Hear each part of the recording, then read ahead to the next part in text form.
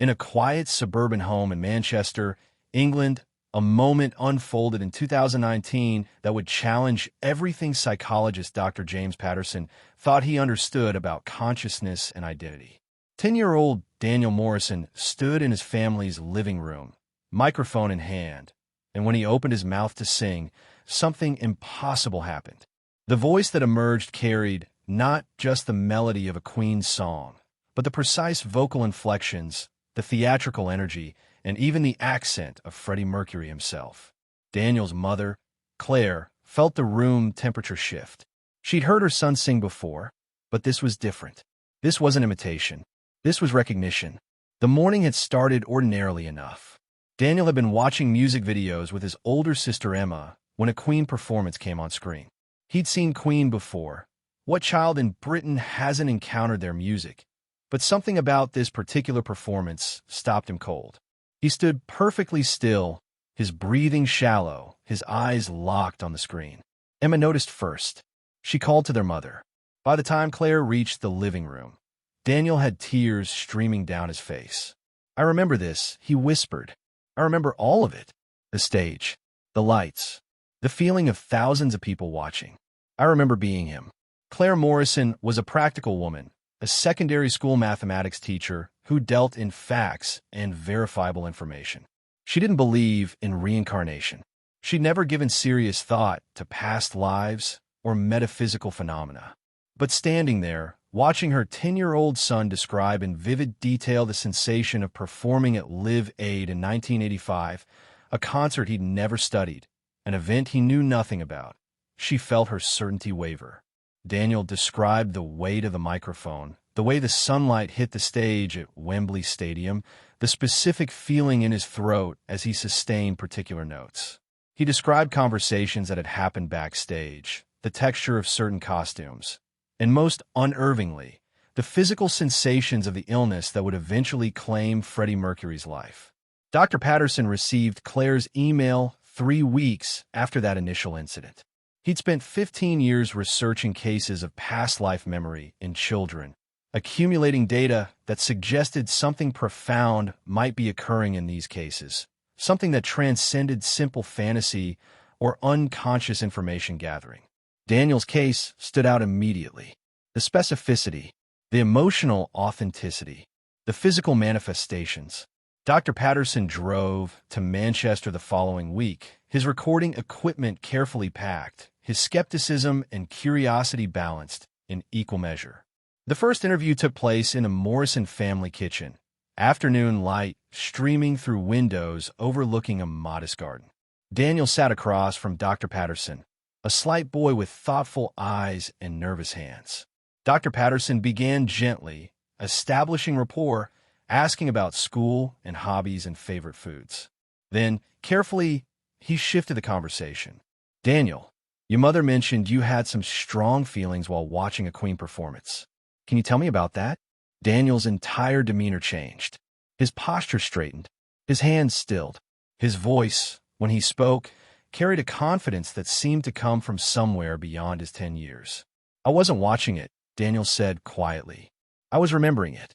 I was there. I felt the crowd. I felt the music moving through me. It wasn't like watching something happen to someone else. It was like remembering something I did." Dr. Patterson made careful notes, his pen moving steadily across the page. He'd heard similar statements before, but something in Daniel's tone, the certainty without defensiveness, the clarity without rehearsal, felt different. "Tell me what you remember about being on that stage," Dr. Patterson prompted. Daniel closed his eyes. The detail that emerged over the next hour was extraordinary. Daniel described the specific arrangement of equipment on the Live Aid stage, the positions of band members, the moment-by-moment emotional experience of that performance. He described technical aspects of vocal performance, breath control, resonance, the manipulation of tone and timbre, in language that seemed far beyond a 10-year-old's vocabulary. He spoke about the relationship between performer and audience, the electrical connection that forms when thousands of people focus their attention simultaneously. He described the physical sensation of channeling that energy through voice and movement. Dr. Patterson employed standard verification techniques. He showed Daniel photographs of various stages and venues, mixing actual Queen performance locations with similar-looking spaces. Daniel identified the correct venues with uncanny accuracy. He described backstage areas that had never been photographed, details that Dr. Patterson later verified through interviews with roadies and crew members who'd worked those shows. When asked about specific band members, Daniel spoke about them with intimate familiarity, not as a fan would, recounting public information, but as a colleague would, describing personal quirks and private moments. The vocal performance was perhaps the most compelling evidence. Dr. Patterson arranged for Daniel to work with vocal coach Margaret Hendricks, a specialist who'd spent 30 years training performers. Margaret had worked with countless singers attempting to emulate Freddie Mercury's distinctive style. She knew the technical challenges involved. When Daniel sang for her, Margaret's professional composure cracked. She later told Dr. Patterson that Daniel wasn't imitating. He was accessing technique that typically required years of training. The breath support, the resonance placement, the effortless transition between chest voice and head voice all suggested muscle memory that shouldn't exist in a 10-year-old body. Over subsequent months, Dr. Patterson conducted extensive interviews with Daniel and his family. He learned that Daniel had shown no particular interest in Queen before the triggering incident. The Morrison household wasn't musical. No instruments, no vocal training, no emphasis on performance. Daniel's exposure to Freddie Mercury had been incidental, the casual cultural osmosis that everyone experiences. Yet Daniel could describe recording sessions at Rockfield Studios in Wales, detailing the specific acoustic properties of different rooms, the placement of microphones for particular songs, the emotional state during the creation of certain albums. Claire Morrison struggled to integrate these revelations with her understanding of reality. She consulted with her husband, Robert, a civil engineer whose worldview was even more firmly grounded in material causation than her own. Together, they watched their son transform when he sang Queen songs. The physicality changed, the facial expressions, the energy. Robert described it as watching someone else temporarily inhabit Daniel's body. Claire corrected him. It was more like watching Daniel become someone he'd been before. The family dynamics shifted. Emma, Daniel's 13-year-old sister, initially dismissed the whole thing as attention-seeking behavior. But after weeks of observation, after witnessing the depth of her brother's knowledge and the authenticity of his emotional responses, she became protective of him. When classmates mocked Daniel or suggested he was making it up, Emma defended him fiercely. She'd seen too much to dismiss what was happening. Dr. Patterson interviewed Daniel's teachers. They reported that Daniel had always been a capable but unremarkable student, solid performance, no particular artistic or musical inclinations. After the regression memories emerged, his English teacher noticed a shift in his writing. Daniel began composing lyrics with sophisticated metaphors and emotional depth. His history teacher observed that Daniel seemed to have intuitive knowledge about 1970s and 1980s British culture, referencing details about social attitudes and daily life that weren't in textbooks. The most challenging aspect of the investigation involved emotional verification. Daniel described private moments, times of loneliness despite fame, the weight of hiding aspects of his identity in a less accepting era, the specific fear and frustration of declining health. These weren't public facts. These were internal experiences. When Daniel spoke about them, his emotional responses were profound. He would cry unexpectedly, triggered by memories of loss and isolation. He expressed grief for people who had died decades before his birth, mourning them as lost friends. Dr. Patterson consulted with colleagues who'd known Freddie Mercury personally, musicians, producers, friends who'd been part of his inner circle. He shared recordings of Daniel's statements, carefully edited to remove identifying information. The response was unsettling. One close friend of Mercury's listened to Daniel describe a private conversation that had occurred in a recording studio in 1985. The friend confirmed that conversation had happened, noting that Daniel had captured not just the content, but the specific phrasing and emotional tone. No record of that conversation existed. It had never been documented or discussed publicly.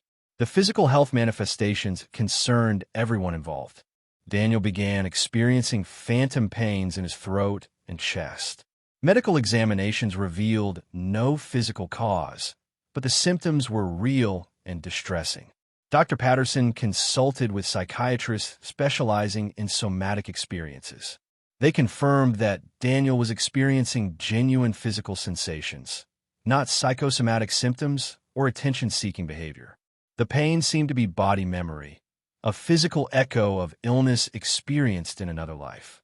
As the investigation progressed, Dr. Patterson documented over 200 specific verifiable claims Daniel made about Freddie Mercury's life and experiences. Of those, he was able to independently verify 147 through archival research, interviews with people who'd known Mercury, and consultation with music historians. The remaining claims were unverifiable, private experiences that left no historical record, but none contradicted known facts. The statistical probability of a 10-year-old child accurately guessing or inferring this many specific details approached impossibility. The skeptical explanations collapsed under scrutiny. The cryptomnesia hypothesis, the idea that Daniel had absorbed information unconsciously and was now accessing it without awareness of the source, couldn't account for the private, unpublished details. The fantasy hypothesis, that Daniel had constructed an elaborate imaginary scenario, couldn't explain the consistent emotional authenticity or the physical manifestations. The suggestion that Claire or other family members had somehow fed Daniel information was contradicted by their lack of knowledge about many details Daniel spontaneously produced. Dr. Patterson presented preliminary findings to colleagues at the Institute for Consciousness Studies. The response was mixed. Some researchers found the evidence compelling, acknowledging that Daniel's case met the highest standards for documented past life memory. Others remained unconvinced, suggesting undiscovered conventional explanations must exist. Dr. Patterson understood both positions. The implications of accepting these cases as genuine were profound. They suggested consciousness might transcend individual lifetimes, that identity might be more fluid and continuous than materialist frameworks allow. Daniel's experience had practical consequences. His parents faced difficult decisions about how to support him. Should they encourage his musical development, potentially reinforcing the past life identity? Should they discourage it, possibly suppressing something authentic and important? They chose a middle path, allowing Daniel to explore the music and memories while emphasizing his current identity and life. Daniel began vocal training, working with a coach who helped him develop his own style while honoring the technical knowledge that seemed to come from elsewhere. The public response, when the family cautiously shared their story, ranged from fascination to ridicule. Some embraced the possibility, seeing it as evidence for beliefs they already held about reincarnation and consciousness. Others dismissed it entirely, refusing to seriously consider evidence that contradicted their worldview. The Morrison family learned to be selective about whom they told, protecting Daniel from excessive attention while allowing researchers continued access. By 2023, as Daniel approached adolescence, the intensity of the memories began to fade. This pattern was consistent with other documented cases. Past life memories in children often diminish as they develop stronger connections to their current identity. Daniel retained the knowledge and skills, but the emotional immediacy lessened. He stopped experiencing phantom pains. The overwhelming sense of being Freddie Mercury gave way to a more integrated feeling. Daniel Morrison, who remembered being someone else, rather than someone else temporarily inhabiting Daniel's life. Dr. Patterson's final report, published in the Journal of Consciousness Studies, presented Daniel's case as among the most thoroughly documented examples of past life memory in contemporary research. The paper detailed the verification methods, the statistical analysis, and the theoretical implications. It concluded with careful language, noting that while conventional explanations seemed inadequate, extraordinary claims required extraordinary evidence. Daniel's case provided substantial evidence, but questions remained. The investigation revealed something essential about the nature of evidence and belief. For those who witnessed Daniel's transformation, who heard him sing with Freddie Mercury's energy and accent, who watched him describe private moments and unpublished details, the experience transcended data points. Something profound had occurred, something that suggested consciousness might be far more complex and enduring than conventional science acknowledged. Whether Daniel truly remembered a previous life or whether some other mechanism was at work, the case demanded serious attention. The Morrison family found their own equilibrium.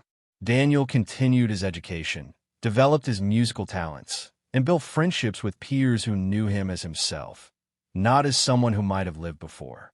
The memories remained part of his experience, informing his perspective but no longer dominating his identity. Claire and Robert learned to live with uncertainty, accepting that some questions might never have definitive answers. In quiet moments, Daniel would still sing Queen songs, and occasionally, for just a few seconds, something would shift. The energy would change. The voice would carry echoes of another time, another life. Then it would pass, and Daniel would be simply himself again.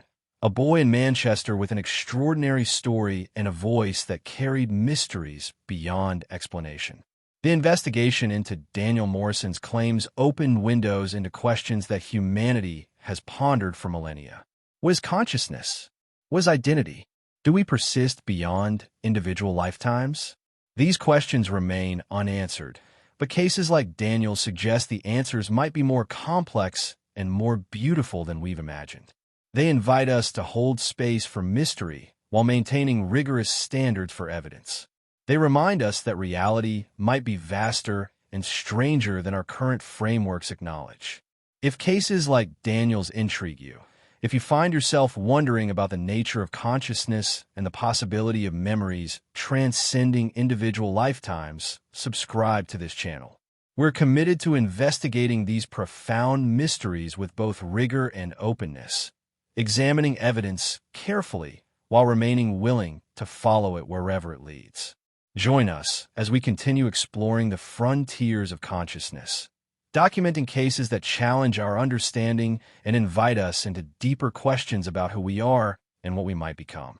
Subscribe now and be part of this ongoing investigation into the mysteries of memory, identity, and consciousness itself.